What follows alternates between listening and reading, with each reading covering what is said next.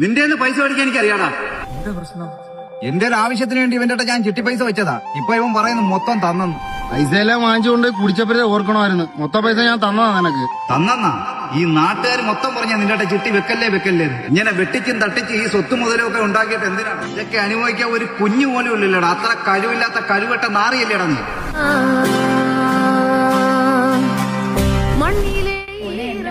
പൈസ ചോദിച്ചാ കൊടുക്കല്ലേ? അവൻ വന്ന് ചോദിച്ചാ ഞാൻ എന്താ പറയാ? എന്റെ മോളെ പ്രസവത്തിനുള്ള പൈസയാ. വന്ന് ചോദിക്കുമ്പോ എന്തെങ്കിലും ഒരു കള്ളത്തരം പറഞ്ഞേക്കണം. നമ്പിനാൽ നാളെ ഉണ്ട്. വിഷമിക്കണ്ടോ? 1-2 ലക്ഷം രൂപയ്ക്ക് ട്രീറ്റ്മെന്റ് ചെയ്താൽ നിനക്കൊരു കുഞ്ഞ് കിട്ടും. ആ 1-2 ലക്ഷം രൂപയും കൂടി ഉണ്ടായിരുന്നെങ്കിലേ ഇവൻ കൂട്ടി വെച്ചേനായിരുന്നു. ചാവുമ്പോ കൂടെ കൊണ്ടുപോവാൻ. 4 ലക്ഷം രൂപ ഞാൻ ചെലവാക്കിയതാണ്. എത്ര പണം കൊടുത്ത് ട്രീറ്റ്മെന്റ് ചെയ്താലും ഞെളിയിരിക്കുന്നതിനും കൂടെ വിചാരിക്കുന്നു. നീ പറഞ്ഞില്ലേ കഴിവില്ലാത്തവനാന്ന്. മക്കളില്ലാത്ത ഒരാണുങ്ങളടുത്തും പെണ്ണുങ്ങളടുത്തും നീ ഇങ്ങനെ പറയരുത്. മക്കളെ തരുന്നതും എടുക്കുന്നതും പടച്ചോ. എങ്കെ പോനാലും പൊൻവാനം കണ്ണോട് മോനെ പെട്ടെന്ന് ആശുപത്രിയിലോട്ട് വരണേ.